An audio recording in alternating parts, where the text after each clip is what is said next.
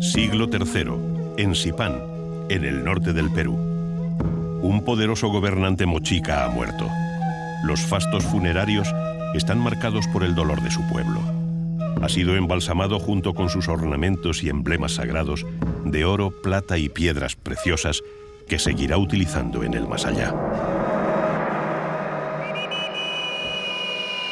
1700 años después, en la primavera de 1987, el arqueólogo peruano Walter Alba descubrió su tumba en la pirámide de Huaca Rajada. La noticia dio la vuelta al mundo. Se trataba del enterramiento más rico de América y el primero que se encontraba de un gobernante moche.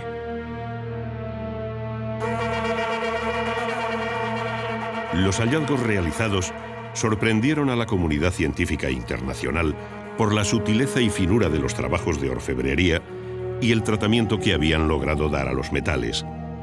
El pueblo mochica se reveló como una civilización de avanzada tecnología y organización social. A partir de ese momento, se comenzó a reescribir la historia de América.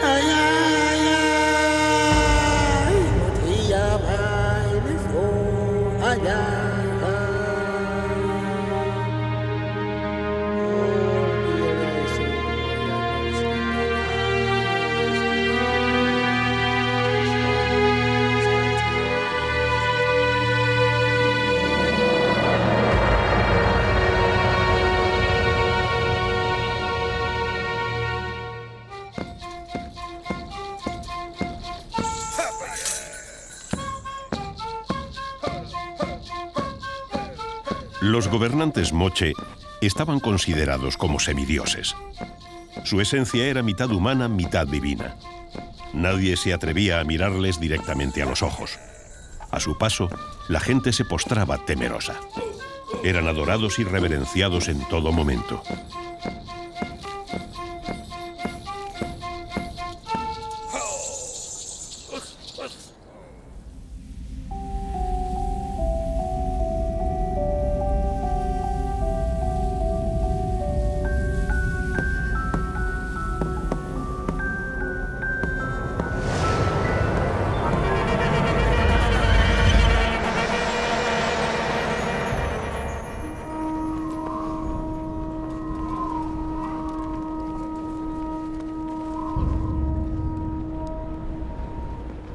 El pueblo mochica habitó la costa norte del Perú desde el siglo I al VI, entre el litoral y la cordillera andina, uno de los lugares más áridos del planeta.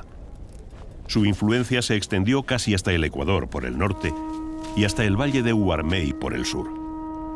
En el territorio que ocuparon dejaron restos de sus templos, pirámides, palacios, fortificaciones y obras de irrigación. Sus manifestaciones artísticas nos hablan de un pueblo creativo y vital de agricultores, pescadores, artesanos y guerreros que supo vencer al desierto. Febrero de 1987. El ladrón de tumbas Ernil Bernal y su banda expolian un riquísimo enterramiento en la pirámide de Huaca Rajada. 20 años después, Teófilo Villanueva, uno de los miembros de la banda, relata los hechos por primera vez a José Manuel Novoa, director de este documental. Y entré y sacamos una cara, un vaso, un retrato de persona. De oro. De oro. Nosotros salimos afuera, nos abrazamos los tres y fuimos a la casa, ¿no? Asustados. ¿Dejasteis aquello esa noche allí? Sí, dejamos todo. ¿No continuasteis excavando? Para tener valor, yo me eché vuelta 2 copas de ron y entré al pozo, ¿no? Y yo con la baqueta saqué vuelta. ¿Con esta misma baqueta que tenemos aquí? Sí, saqué las cosas vuelta con gancho y no puedo, digo, cuál sacar y Que había tantas cosas que no podías tú demasiado, solo. yo no sabía qué cosas sacar, había cosas de todo tamaño.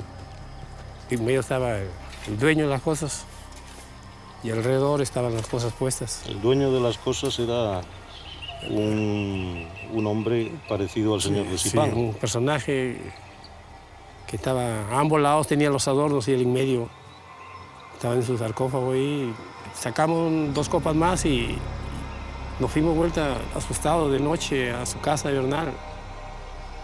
Regresamos. Al día siguiente, como a las 8 de la noche, yo abrí un hoyo más o menos de 50 centímetros de ahí y todas las cosas alrededor del dueño de las cosas que estaba ahí, de los pies hasta la cabeza tenía todo. Tapadito, entre chaquiras, cosas de oro. Estas extraordinarias piezas son parte del botín saqueado. La policía las encontró al registrar la casa de Ernil Bernal unos días después. El general de la comandancia llamó a Walter Alba para que las examinase. Cuando llegué a la estación de policía, el general me mostró estas piezas de inigualable calidad artística. No me cabía duda, una tumba importante acababa de ser saqueada en Sipán. Debíamos intervenir inmediatamente. Al llegar a Sipán, Walter no salía de su asombro. La tumba profanada era enorme. Lo único que encontró fue un formidable cetro de cobre que milagrosamente se había salvado del saqueo. ¿Era un indicio de la existencia de más tumbas intactas?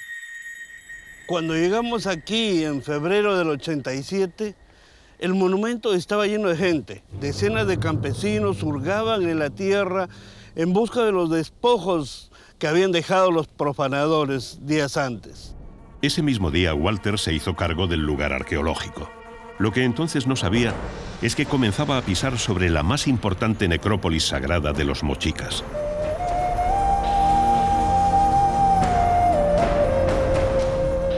Así era Huacarrajada en su época. Se necesitaron más de 88 millones de ladrillos de adobe para su construcción. En este santuario fueron sepultados los hombres más importantes de su tiempo. Todas las noches se escuchaban tiroteos.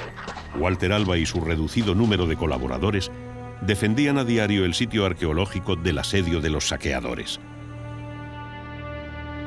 En una nueva redada, la policía mató accidentalmente a Ernil Bernal. Entonces los ataques se intensificaron. Los arqueólogos vivían sitiados, pero continuaron los trabajos. A los pocos días, se localizó una pequeña cámara sellada con más de 1000 vasijas de barro y el esqueleto de un guerrero. ¿Un posible guardián? Sin duda custodiaba algo muy importante. Luego apareció el recinto de una gran tumba intacta y los restos de un sarcófago de madera. Walter estaba a punto de vivir un momento inolvidable. Cuando iniciamos el registro del interior del ataúd, al levantar una concreción de tierra entre los sedimentos, aparece el rostro en miniatura de oro de un personaje que parecía plantarme fijamente la mirada. Fue un instante eterno que jamás olvidaré. Se trataba de una orejera de oro y turquesa de un gobernante moche al que llamaron el Señor de Sipán.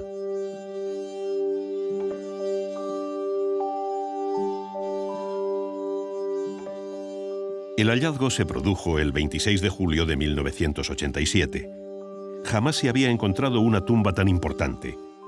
Los arqueólogos estaban sobre una masa inidentificable de objetos de cobre oxidado y oro que componían el fardo funerario del Señor. Tenían que salvar este patrimonio de la humanidad y devolverle su esplendor.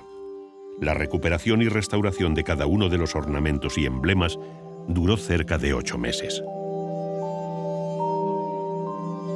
Más de 600 objetos de oro, plata, cobre dorado, concha, piedras preciosas y textiles constituían el ajuar funerario del Señor de Sipán, fiel reflejo de su esplendor en vida.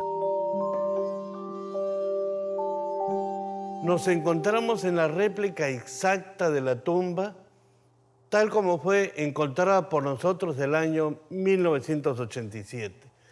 Entonces podíamos encontrar al centro el ataúd del Señor conteniendo los ornamentos, atuendos y emblemas que usó en vida. Hacia ambos lados se encuentran a la derecha El jefe militar con sus ornamentos metálicos, a la izquierda el portaestandarte, a los pies y a la cabeza las 3 mujeres jóvenes que fueron sepultadas con él en ataúdes de caña para acompañarlo en su viaje a la eternidad. Ninguna de ellas había cumplido los 20 años cuando fueron sepultadas para acompañar al Señor. Debajo de los ataúdes laterales, 2 esqueletos de llamas que fueron los primeros animales en ser sacrificados. En la esquina, la osamenta de un niño, y hacia ambos lados, en 4 nichos u hornacinas, conteniendo 212 vasijas que representan guerreros, prisioneros o en personajes en actitud de oración. En el ataúd del portaestandarte, el esqueleto de un perro, y finalmente el techo de madera que cubría originalmente la cámara funeraria. Sobre el techo, el esqueleto del guardián de la tumba con los pies amputados, y aquí, en un nicho u hornacina, un vigía encargado también de custodiar este recinto funerario.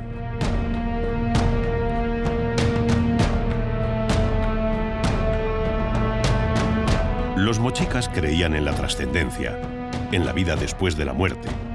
Por eso eran enterrados con todo lo que poseían. A los altos dignatarios les acompañaban en su último viaje al más allá criados, esposas, concubinas y guardianes. Pero, ¿eran enterrados vivos o se les daba sepultura una vez sacrificados? Los cuerpos estaban cuidadosamente preparados y sepultados en ataúdes de caña, hecho que nos demuestra que definitivamente, sacrificio voluntario o no, los personajes cuando fueron sepultados ya estaban muertos. Aquí reposan los restos mortales del señor de Zipán.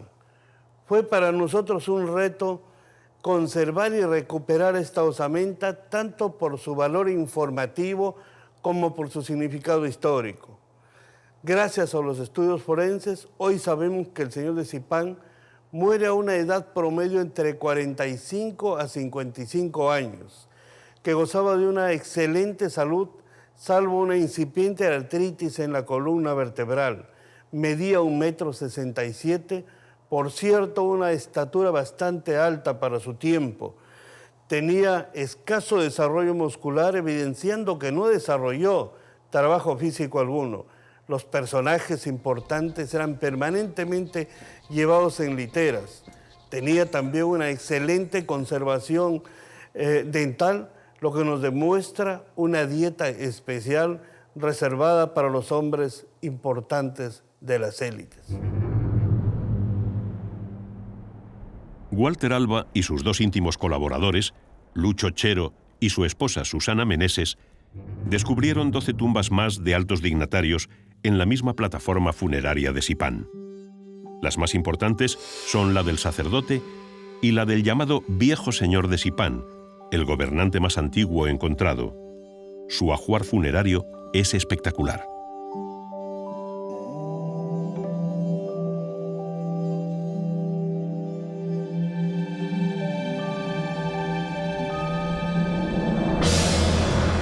Parecen paisajes lunares o zonas bombardeadas. Cada hoyo corresponde a un enterramiento saqueado. El expolio de los lugares arqueológicos continúa. Todas las noches, las bandas de huaqueros, como se llama a los saqueadores, esquilman el patrimonio arqueológico del Perú. Las tumbas son abiertas a golpe de pico y pala. La información que podían aportar se destruye para siempre. Lanzan las momias a la intemperie, interrumpiendo su reposo eterno, sin ningún respeto a las creencias ancestrales que tenían sobre la vida de ultratumba.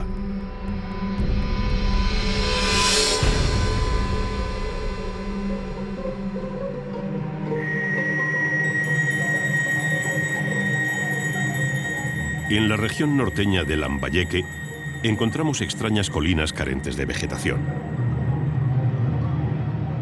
No son naturales. Se trata de edificaciones moche horadadas por el tiempo y los fenómenos climatológicos.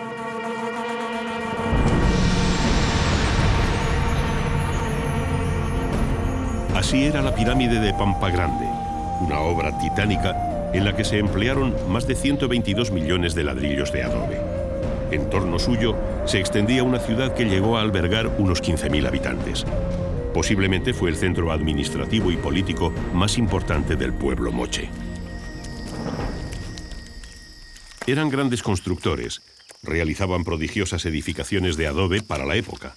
Pirámides truncadas, plataformas, amplios recintos, plazas y rampas de acceso formaban parte de sus importantes centros religiosos. Cada familia o clan contribuía en las obras con un número determinado de adobes. En los ladrillos se puede observar el símbolo o sello familiar que los identificaba.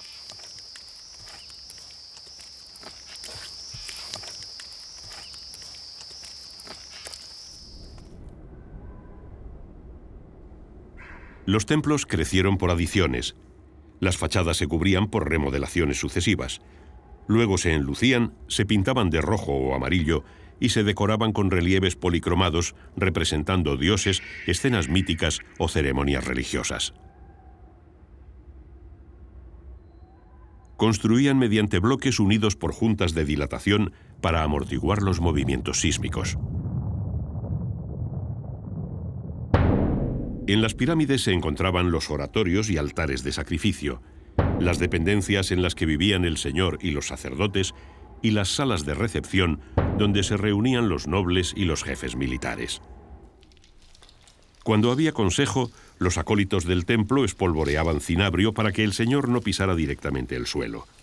El sulfato de mercurio, también llamado cinabrio, era un elemento sagrado utilizado en las ceremonias religiosas y para ungir a los cadáveres.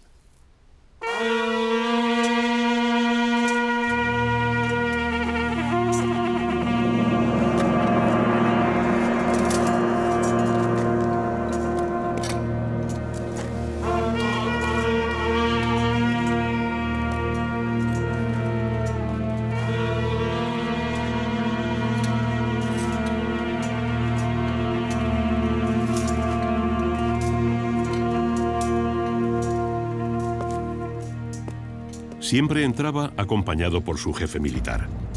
Los acólitos le ayudaban a sentarse separando hacia los lados los dos protectores coxales, uno de oro y otro de plata.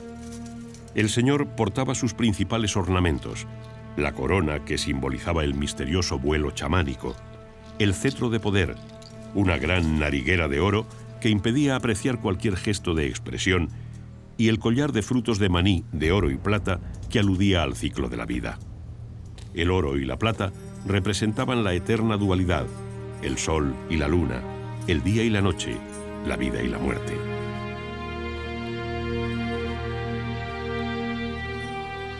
Era una sociedad muy jerarquizada.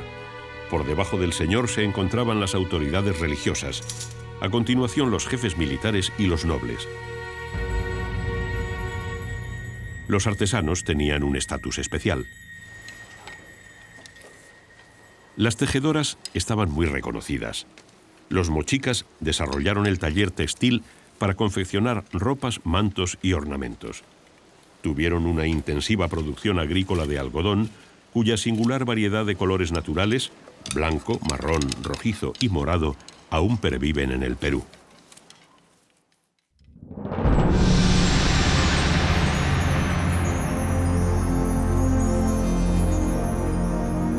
Principios de mayo de 2007. Hoy es un día muy especial para Walter Alba y su equipo de arqueólogos. Hace 7 años se paralizaron las excavaciones en Huacarrajada por falta de medios económicos. Hoy se han reanudado y las expectativas son muy grandes. Aquí, en la plataforma funeraria, hace 7 años quedó inconclusa la excavación de una tumba, una cámara funeraria localizada exactamente donde estoy parado. Tenemos la expectativa, no sabemos quién está sepultado aquí. Un guerrero, un jefe militar, alguien importante del entorno de los señores de Zipán. En pocos días se ha llegado al mismo nivel de excavación de la tumba que en el año 2000. Ha aparecido un repositorio de ofrendas que augura la importancia del personaje que van a exhumar. Nuestras cámaras registrarán paso a paso este nuevo descubrimiento.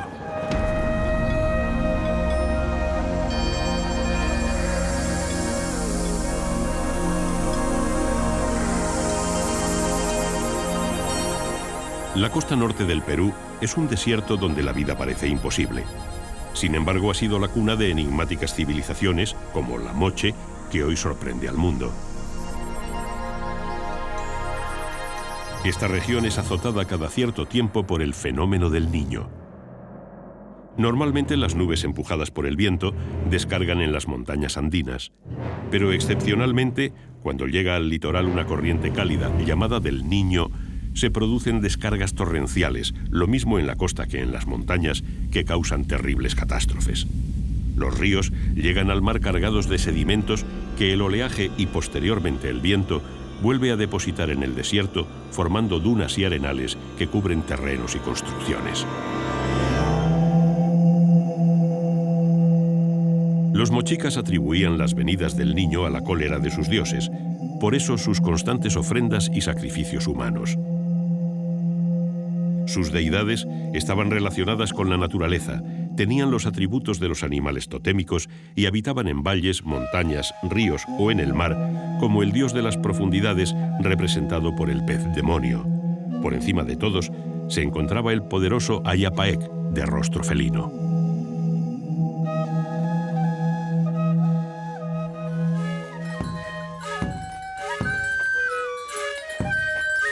A los sacrificados se les degollaba o se les despeñaba en las montañas sagradas. A veces se les masacraba el cráneo con una maza. Los nobles que iban voluntariamente al sacrificio se cortaban la yugular y morían desangrados.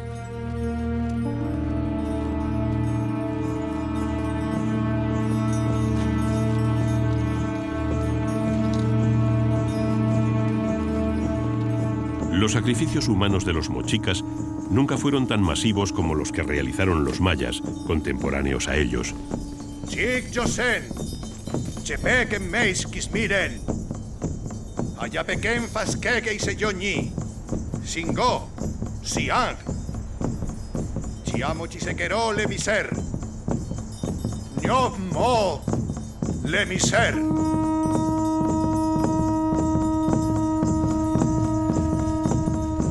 Cuando los oráculos vaticinaban la venida del fenómeno del Niño, era cuando más ofrendas humanas realizaban, pero normalmente los sacrificios eran limitados y destinados a fecundar la tierra. Siempre era un honor morir sacrificado. En ocasiones las familias ofrecían sus hijas vírgenes al gran Ayapaec. Bajo los efectos enajenantes del cactus San Pedro, las doncellas se lanzaban voluntariamente al vacío.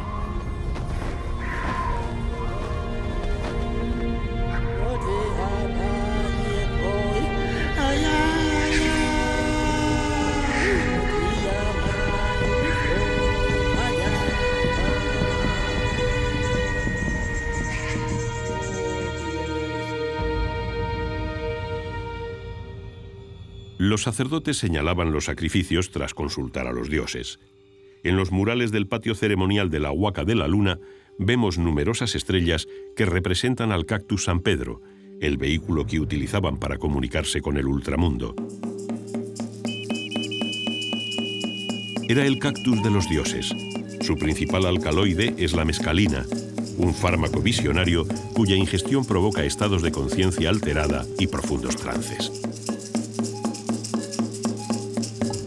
En el templo dedicado a la diosa lechuza, la sacerdotisa mochica presidía las ceremonias en las que se ingería el San Pedro, quizás la planta mágica más antigua de América del Sur.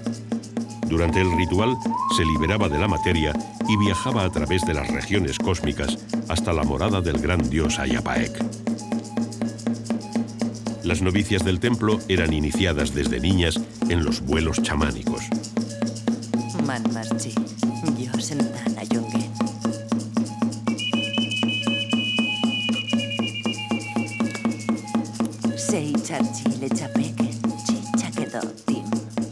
Cierta sensación de vértigo daba paso a un esclarecimiento de los sentidos y una visión preclara de la realidad. Finalmente iniciaban el vuelo. Se trasladaban a través del tiempo, la materia y la distancia.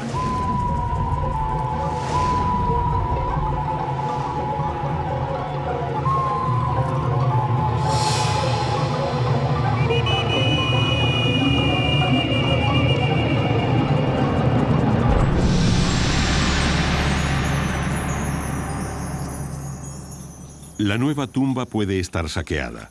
Han descubierto un pozo de guaqueros que baja paralelo a la pared sur. Se ha trabajado duro para salir de dudas cuanto antes. Milagrosamente, el guaquero se quedó a 20 centímetros de las vigas de algarrobo que sellan la cámara funeraria. La sepultura está intacta. Se va a producir un importante descubrimiento. Desde su campamento tendrán que vigilar día y noche.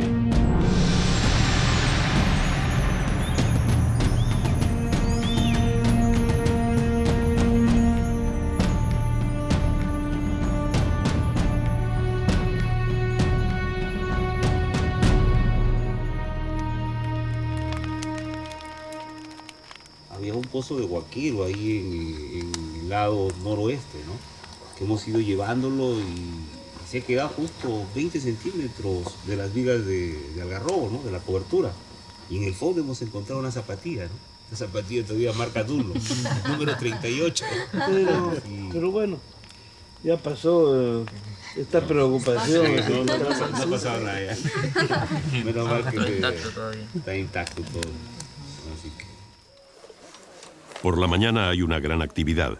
Comienzan las especulaciones sobre quién será el personaje que van a desenterrar. Reina el optimismo. Se recogen muestras para las pruebas del radiocarbono que datarán la tumba. Lucho Chero dirige los trabajos. Por toda la pirámide se realizan trabajos arqueológicos. Nunca se habían llevado a cabo excavaciones tan extensas en Huacarrajada. Se han descubierto 20 enterramientos de la cultura chimú, lo que indica que este lugar continuó siendo sagrado mucho después del ocaso mochica. Entre los trabajadores, casi todos de la aldea de Sipán, encontramos a un personaje especial que demuestra una vez más las vueltas que da la vida. Se trata de Teófilo Villanueva, al que vemos llevar la carretilla de la Unidad 4. Es el guaquero que nos contaba cómo entraron en la tumba que fue saqueada hace 20 años. Al igual que otros que trabajaban en el saqueo, hoy lo hacen para Walter Alba. Saben que estas excavaciones y el museo del sitio que se está construyendo atraerán a muchos visitantes y eso será muy importante para ellos y para el pueblo.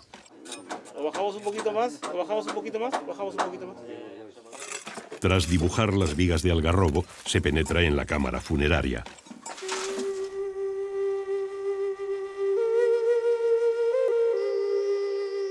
Los bosques secos son como oasis en el desierto peruano. El algarrobo es la especie predominante. Su madera siempre ha sido utilizada por su dureza y resistencia. Los impetuosos ríos que nacen en los Andes llegan al árido territorio costero tras labrar quebradas y cañones, como los del río Santa.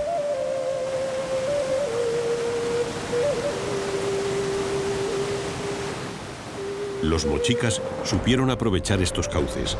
Gracias a sus conocimientos en la construcción de canales y en las técnicas de irrigación, convirtieron el desierto en un auténtico vergel, lo que significó el movimiento de cientos de miles de toneladas de tierra. Una obra hidráulica aún no superada que permitió cultivar el doble de parcelas de las que se cultivan hoy en los mismos valles. Fertilizaban los campos con el guano recogido en las islas. Su principal cultivo era el maíz, según algunas investigaciones recientes, un invento genético producto de la experimentación botánica de las antiguas culturas americanas.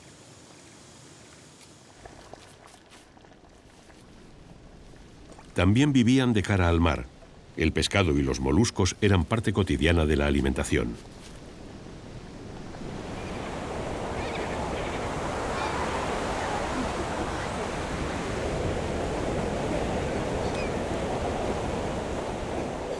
Los pescadores asentados en la costa constituían un mundo aparte, lejos de las grandes ciudades y de los centros ceremoniales y administrativos. Con sus embarcaciones de enea o espadaña, llamadas caballitos de totora, que todavía son utilizadas por los pescadores peruanos, se adentraban en el mar para pescar.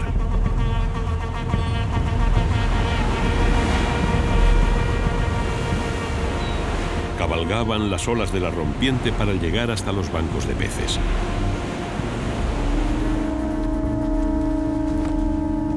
Los cortejos religiosos llegaban periódicamente hasta la playa para recoger conchas marinas.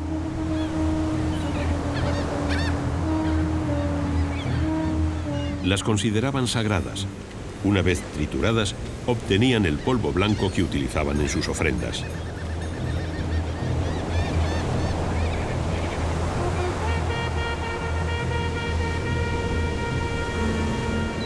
Al atardecer, regresaban con sus capturas. Posiblemente estos pescadores fueron los precursores del surf hace 2000 años.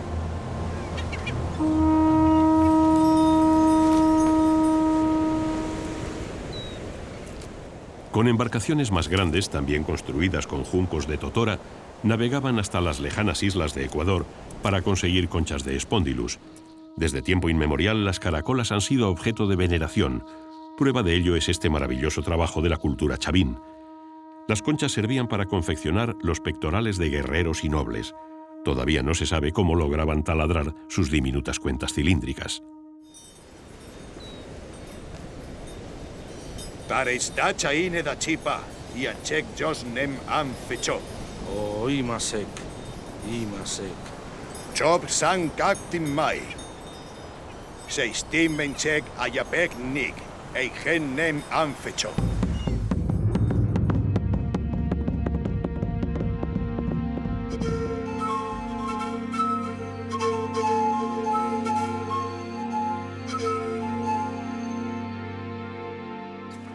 En el fondo de la tumba se percibe claramente la forma de un sarcófago de grandes dimensiones. 1,30 m de ancho por 2 de largo, casi las mismas medidas que el del señor de Sipán. Pero al poco algo sucede que desalienta al uchochero. 2. 1. Y eso otro. Parece que hay 2 ataúdes, lo que significa que el enterramiento no es tan importante como se pensaba, aunque se aprecia una extraña marca en el suelo. Lo cierto es que aquí hay una cosa que estamos tratando de ver si continúa o no. A diferencia de la mayoría de las culturas preincaicas, a los mochicas no se les enterraba en posición fetal.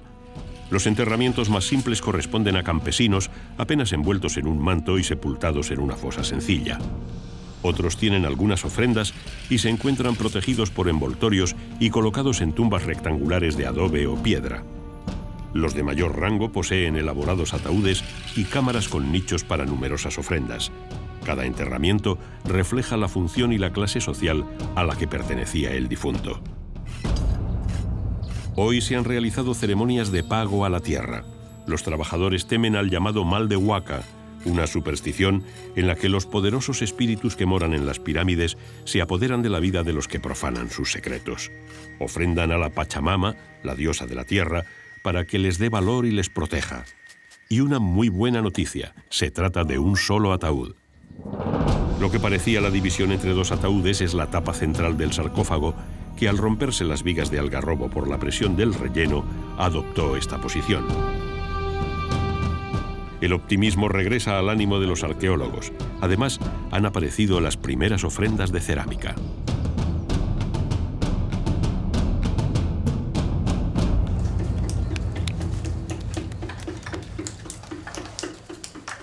Los mochica no escribieron, pero plasmaron su mundo en la iconografía de la cerámica. Un lenguaje gráfico que documenta su entorno y pensamiento y relata las más diversas acciones de su vida. A través de la cerámica, arqueólogos e investigadores han logrado descifrar las singulares diferencias que determinaban su cultura milenaria.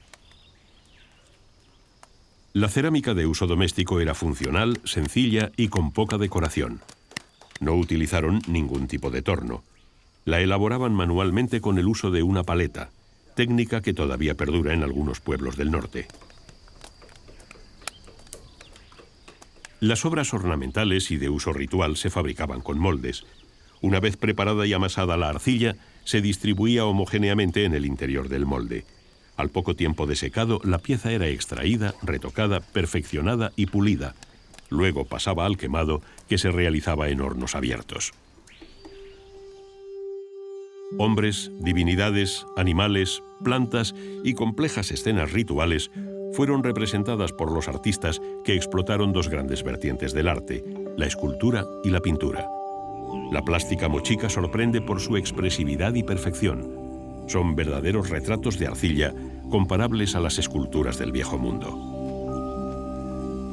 A través de la cerámica sabemos que los mochicas utilizaban pinturas faciales y corporales que representaban el estatus social y la pertenencia clánica. También se usaban en diferentes ceremonias o para marcar determinadas acciones. El proceso de producción comenzaba con una escultura de donde se obtenían las dos mitades del molde. Prácticamente todos los personajes están representados en la cerámica, desde músicos y agricultores a divinidades antropomorfas como el dios cangrejo.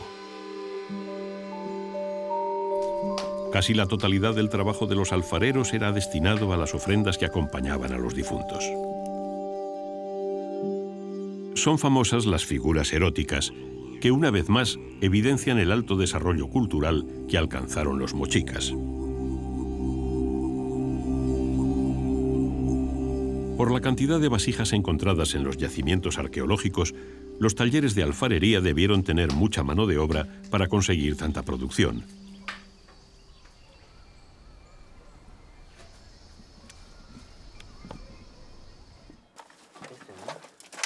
Comienzan a aparecer las primeras piezas oxidadas de cobre bañado en oro. El ambiente en la excavación se ha electrizado. Reina el silencio y el absoluto respeto hacia el personaje que van a exhumar. Una cabeza felina augura la importancia de la sepultura. A la altura del torso del difunto, una gran corona en forma de V arroja alguna pista sobre su identidad.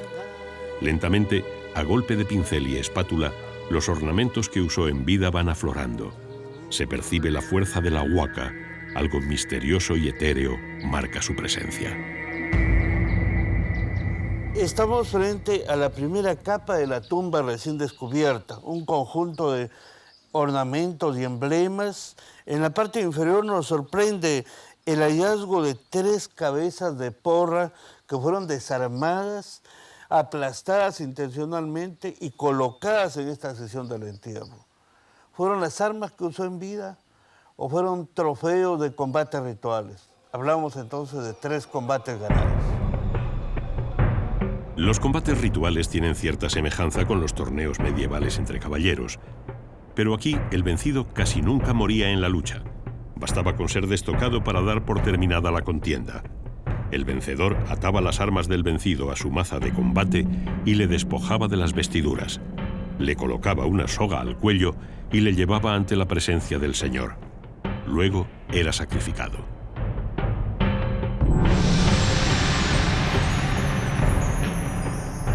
La maza de madera recubierta de cobre era el arma principal de los mochicas. Pesaba unos 5 kilos y producía un poderoso impacto en el adversario. También utilizaban cuchillos y lanzas que eran proyectadas mediante las estólicas, potenciando su fuerza y alcance.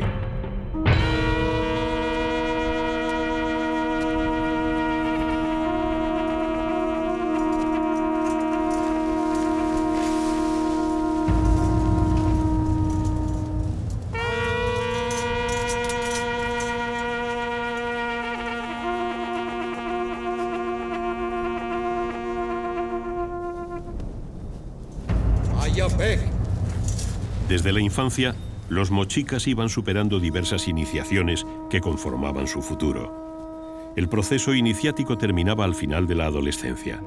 Entonces se celebraba una carrera ritual. El vencedor pasaba a formar parte de la guardia personal del Señor. A cada participante se le entregaba una bolsa llena de pallares, unas semillas con las que los oráculos realizaban predicciones. Al término de la carrera y como parte del final de la iniciación, los adivinos leían sus pallares.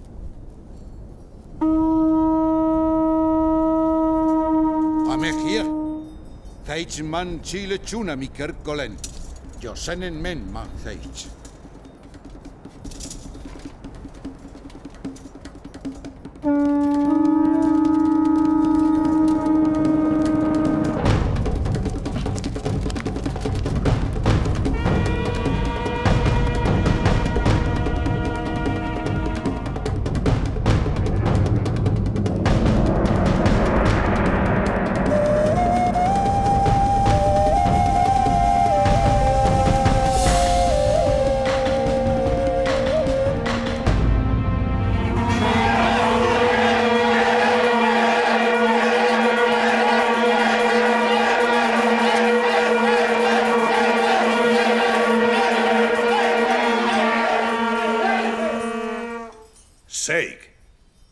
Chimbinche que mote sec.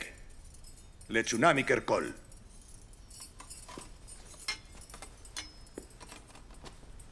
Fupang. Eis. Tu hedas ayen molun. New chalot testek meilan. Temnein meño chan si amner lemiserna. Fupan chang falpir. Chepang mochach. Chang has tono amechek.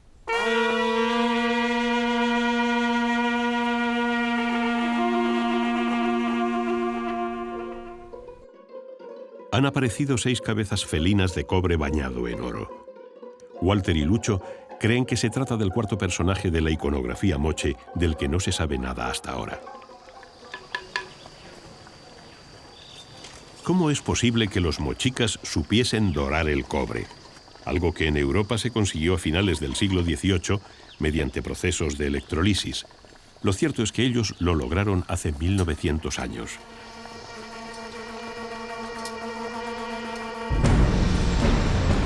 Definitivamente se confirma. La tumba corresponde al cuarto personaje de la iconografía de la presentación. El que podría ser el señor de Sipán recibe la copa de sacrificio del sacerdote. Detrás la sacerdotisa y más atrás nuestro personaje, representado tan grande como el señor. Todavía se sabe poco de él, tan solo que era del más alto nivel y que desempeñaba funciones militares y religiosas.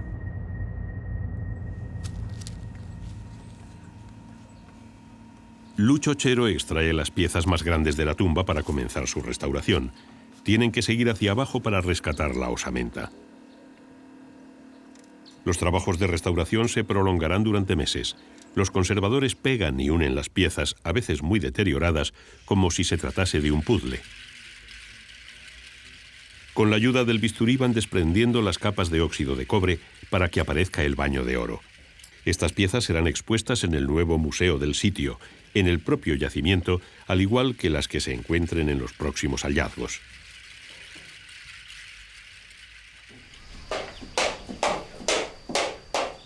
Es desconcertante el dominio de los metales que tenían los mochicas.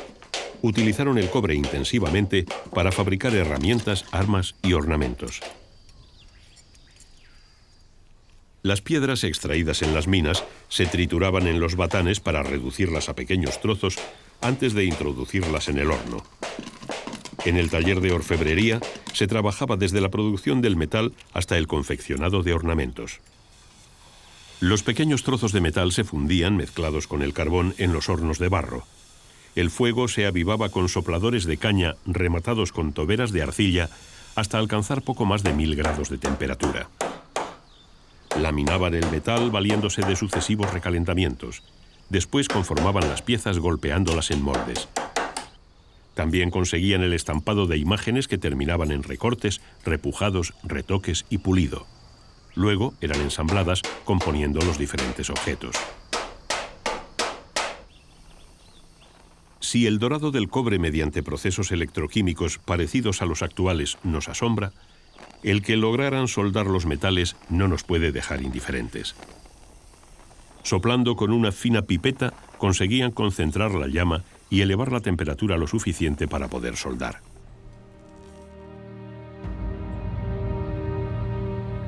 Por fin se ha llegado a la osamenta. Se han vuelto a colocar las principales piezas reconstruidas para tener una visión global del enterramiento. Con el mayor de los respetos, el esqueleto del noble se retira de la sepultura. A ambos costados del sarcófago ha aparecido la osamenta de una mujer, posiblemente una concubina, y el esqueleto de una llama sacrificada. Un miembro más de la élite moche ha sido recuperado para la historia.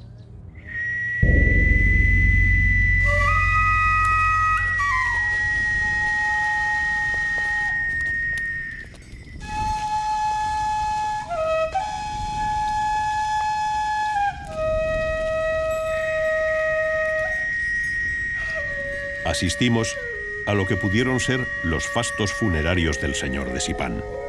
El pueblo está de luto.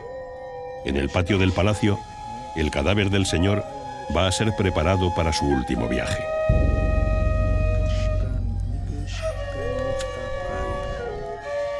Nobles, jefes militares, consejeros, oráculos y sacerdotes le velan mientras el pueblo llora su pérdida. Al pie del túmulo funerario, la gente deposita las ofrendas que se colocarán en los repositorios de su tumba. Durante días, el cuerpo embalsamado del Señor quedará expuesto para que todo el mundo le ofrezca sus ofrendas de despedida. Los altos jerarcas del templo dirigen las exequias y el proceso de embalsamamiento.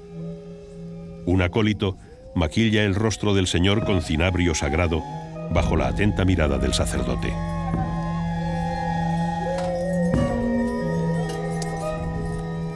Hianchek Jos, Achungues Enerkop Antuni Chek Changchar, si ansia Moshisek Tokna. Cada ornamento o emblema se coloca en su lugar siguiendo una liturgia concebida para que, más allá de la vida, su rango de gobernante y su esencia divina queden de manifiesto. Cuando llegue a la morada de los dioses, el gran Ayapaek sabrá reconocerle. Chocopen Muhangeisi. Sekenchan erkikesten satchan cheperten tentuniquis migeroen. Neisna ese penten samen okigmeikan capiseques. Algunos de los presentes, como el portaestandarte o el jefe militar, saben que han llegado al final de sus días. Para ellos es un honor acompañar al Señor. Con orgullo se inmolarán al término del funeral y serán enterrados junto a él. El sacerdote coloca la máscara funeraria. Le tapa los ojos, la nariz y la boca con láminas de oro y acopla la mentonera. Su rostro desaparece para siempre de este mundo. Es el momento álgido del funeral. Las plañideras gimen desconsoladas en su llanto de despedida. En cada mano ponen una masa fundida, de oro en la derecha y de plata en la izquierda. Un insect yangero, los caten singo poinen magetinsa. Inen tentek annames kismiren.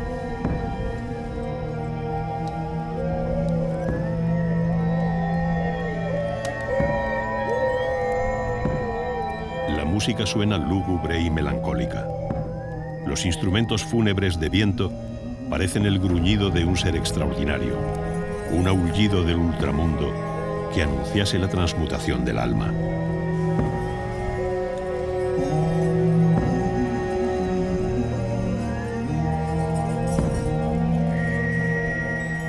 Walter Alba, emocionado al presenciar estas escenas, plasmó en papel sus sentimientos y redactó el epitafio a esta recreación y el epílogo a este trabajo documental.